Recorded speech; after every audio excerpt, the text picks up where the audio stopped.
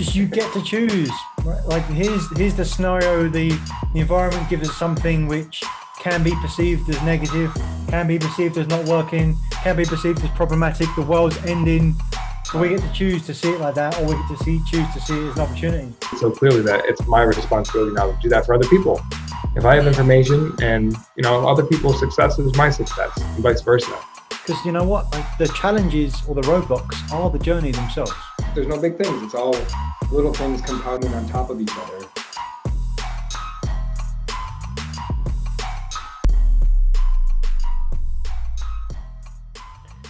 Coach Nick Davies back with Coach Josh Greco, another episode of Truth Seekers. Coach, what is happening? Feeling strong, ready to rock it, ready to hit it, and see what we got today. We go to a little mental, emotional, intellectual weight session before I head off to the gym later. Before your physical weight session. Yeah. Love it. Coach, I'm wondering, we're approaching episode 150, quite a milestone for our podcast, for any podcast. For any conversation, to have 150 conversations with the same human being, I think is quite impressive. As you look back on all of our conversations, anything cross your mind? What's significant? Is it just the fact that, we've been consistent with this for now almost 3 years? Like, what are your thoughts on this? It's kind of wild. You just got a new phone, right? So you probably have that thing now on your phone where you can, sometimes it will just show you a picture. Like it will just give you, if you go to the left, it will give you just a random picture. And I did that the other day, and it was a picture of me, Waverley, who's now 6. It was on my birthday 3 years ago.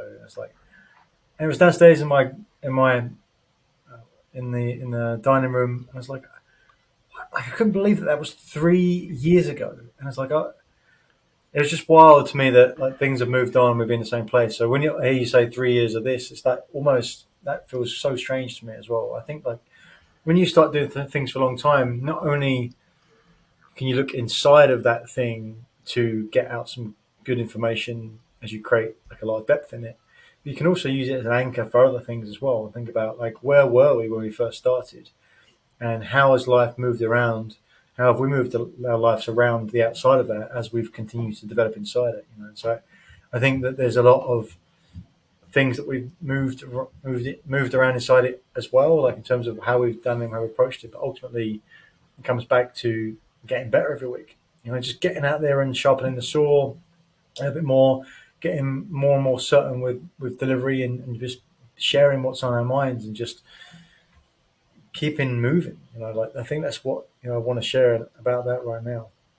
Yeah, getting better every week. I wonder how many conversations we'd be behind, if we might think of it like that, if we didn't have these conversations. How many thoughts, how many progressions of things that we've discovered during our conversations might we not have implemented in our coaching practices, in our interactions with others? How much else is lost by some of the things that maybe we wouldn't have shared with each other, for nothing else, right? So for no benefit other than ourselves to come to conclusions about certain things that we're thinking about, all because we're bouncing it off of each other and getting a different perspective from the other side here. So I appreciate that, and maybe that's what I'll say to you, Coach. Appreciate holding the space so consistently for as busy as we've both been with our practices and what we're building, and maintaining this as a priority for 3 years is something special, and I appreciate that. Yeah, it's a great point. And also to say that maintaining it, holding it, but also being super flexible with it as well. Mm-hmm. I mean, the times that we have these set up every week to record this gives us, there's never been any point where it's like, I can't do it. Okay. whether it's me or you, sometimes both, was, I can't do it. Okay. Cancel, out, gone. But it's always there the next week to come back and to remind us. And I think that's such an important thing I see working with clients, right? It's like, if we're one and done, like the chances of you winning much lower, right? Because there's kind of the stars have to align. But if it's always there, the consistency is there, the schedule is there, the system, the cadence, then you show up for it, right? There's times you forget about it, right? If we had to say, after recording each episode, when do we record the next one? then we definitely wouldn't be in this space. Yeah. And again, that might be a clear, obvious thing to say, but perhaps think about that for whoever's listening or watching. Where in your life or your business is there something important that you do occasionally, right? And you show me one of those things, and I'll show you something that you're not that successful on. Because if you do something occasionally, like you're not going to get the results you could do. Repetition Mm. is the mother of skill, for sure. Yeah, that's repetition so key. It's interesting to think about. This has been so consistent for so long. There's been so many aha moments and so many collaborative efforts uh, along the way. And yeah, to your point, it's never felt like something we've had to do. I've always looked forward to it. If nothing else, to practice communication skills of not talking over somebody else or allowing somebody else to finish a thought. And like sometimes I see it developing as you're speaking, and there's things that I want to say, and I just kind of I'll let you work all the way through it before I share what I want to share. And sometimes what I share changes because you'll get to a different point by the time you fully develop that thought. So, I'm positive that I've practiced that in other conversations. I think that was a very common habit of mine to think about what I want to say and say it when somebody else finishes and maybe even interrupt them and to practice that here. Now I don't even think about it, right? Like it's so natural, such a natural back and forth between you and I that it's a skill that I apply in my sleep, almost figuratively. It's really powerful because it's listening and not just waiting for your turn to speak, right? That's the classic representation of that. And yeah, what you said is frequent for me is like I hear you sharing, and I've got like two or three, four or five words that I've written down as reminders of things to come back to that you said. And yeah, by the time we get to the end of it, like it's the practice for me was being okay with letting those things go. Once very early in my coaching journey, I had a coach with a lot of experience share some feedback, and another coach had gone to her to ask for some feedback and what they might do around this particular scenario with this client. And she offered this coach with the clients offered what she did do or what she was going to do, and the experienced coach was like, I don't want to tell you anything different than that Mm. because who's to say what's the right thing to do, what the right thing is to say? There's many ways to go. Just because you've got a different way doesn't mean it's any better. And I love that, right? Because if you're talking to me and I've got like six things I could say based on all the great cues you've given me, I'm completely okay with just letting five of those just disperse off into the universe. Who Yeah. knows? But it doesn't matter because I won't ever. No one will ever know either. Mm. It's pretty cool. Yeah, that is. I want to read something. So I read a webinar yesterday. For the time of this recording, this will come out weeks after the webinar has come and gone. But I started out with a quote. It was a rather lengthy quote, but I want to read it to you, and it's a couple sentences long.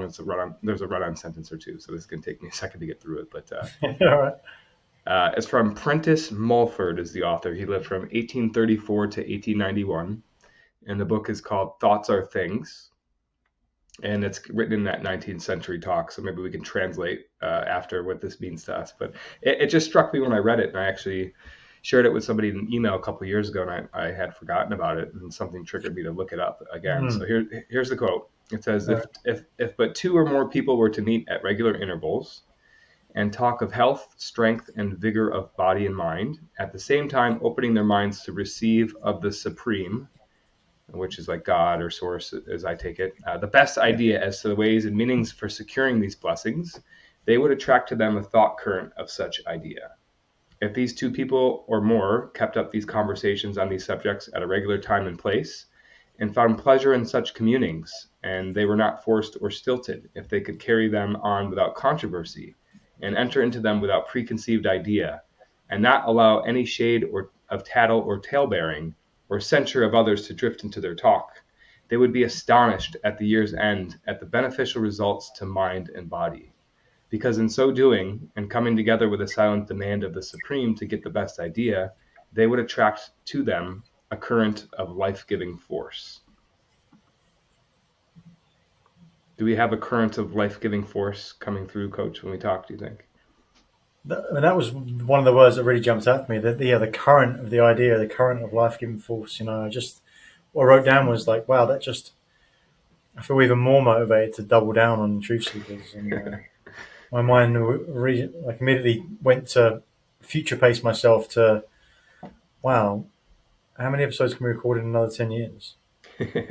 By 2033, how many episodes will we have then? What will this space even look like by then? A space of podcasts and where it would have moved on to, what might exist, where might it be? Indeed, what might we be? But had to have that kind of alluded to the background. To do something enough, it can become something to of a guidepost itself. Because Mm, it's consistency. That's pretty cool. yeah. What do you like most about that quote? I think the same thing, and I might answer it differently. So, life-giving force, like a current of it, is a reminder that we can reframe how we think about having thoughts or thoughts running through us. That we're more of a conduit of, there's no new thoughts, right? The same thoughts have existed. This guy lived in the 19th century, and he's talking about these things that I believe in, about law of Right. attraction and how things manifest in the physical world.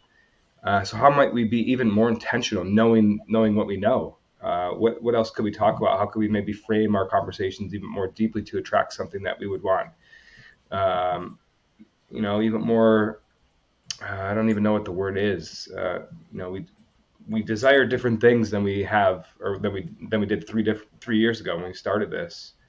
So what sort of thought currents might we want to attract as we go forward, as this kind of evolves into something new, something different, um, as it already has over the last 3 years. But yeah, like 3, 5, 10 years forward, what could it be? How do we want this to take form?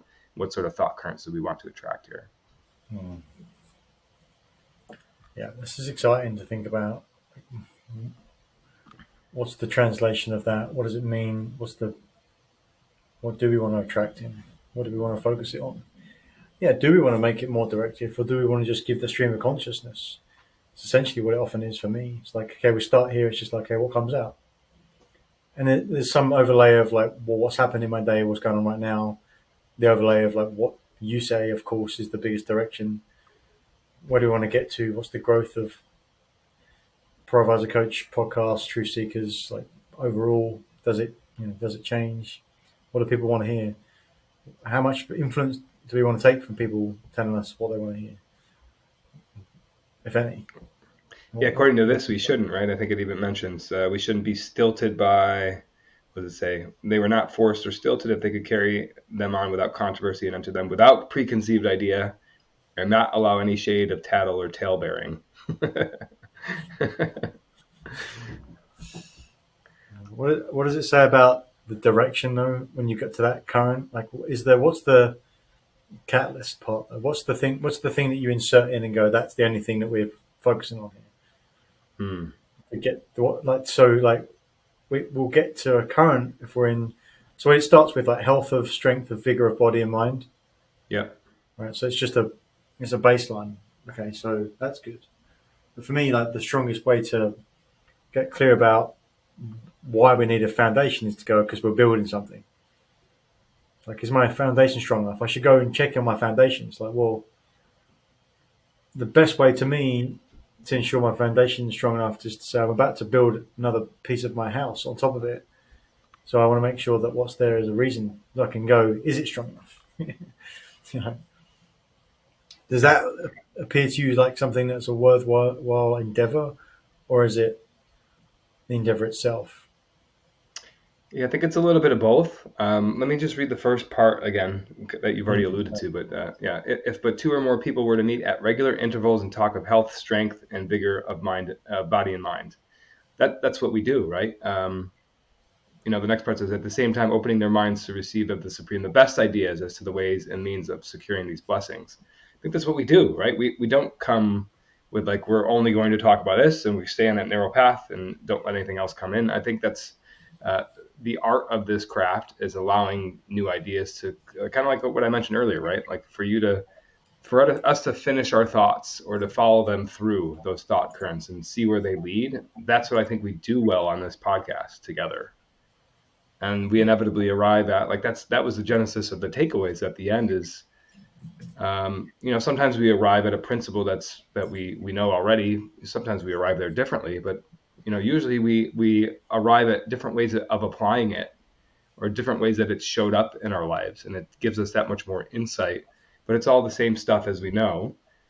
But right, the foundation is that we're showing up here at regular intervals to talk of health, strength, and vigor of mind, body and mind. Yeah, absolutely. What? Put it all together for me, then, Coach. Let's do it. What is your takeaway today? The takeaway will be that and this comes without certainty on our part. We've questioned a lot what to make of this and how we should brand it and who's going to be watching it and what type of content we should put together. And I think my takeaway is that just keep going. And we still don't have the perfect answers, I don't think. But it is ever developing into something new, ever evolving. We're talking about rebranding. Got some news coming up to share very soon here. But just keep going, keep establishing that consistency, because what's happening is that new ideas are coming through. We are attracting different thought currents. And it sometimes feels uncomfortable at times, not the conversation themselves, but maybe a little bit of frustration with what are we making of this? It's a little peek behind the curtain there, but I think it's the consistency that drives home what results and what the answers that we seek, like where they're actually found. So that's what this is, and that's what I mentioned before. I appreciate that, and I appreciate you. Well, right back at you, Coach. No, I completely agree with that, and I think it's my takeaway is just a reminder that no matter where you put it, if we just fast forward to an arbitrarily 10 years time and 150 episodes plus 10 more years of episodes, that's a lot. And it could be whatever way you put it, that's a significant body of work, and it's something you put out there. It's a creation process, and we can't help but have made massive strides because of that in some manner. Yeah. Here's the massive strides, Coach. I appreciate that. Boom. Love it. Massive strides. All right. I'm out See you of next week. All right. Take care. Thank you for watching another episode of Truth Seekers. We appreciate your interaction, so please comment, like, subscribe to YouTube, Apple Podcasts, or Spotify, wherever you get your podcasts. And if you want more, check out some of our links to our masterclass, The Achiever's Mindset, and come join our LinkedIn group. And what do you want to see more of? Remember, we're here to share the simple secrets of successful. So help us do that. What do you want to see? What do you want to see more of? Thanks, and see you again next time.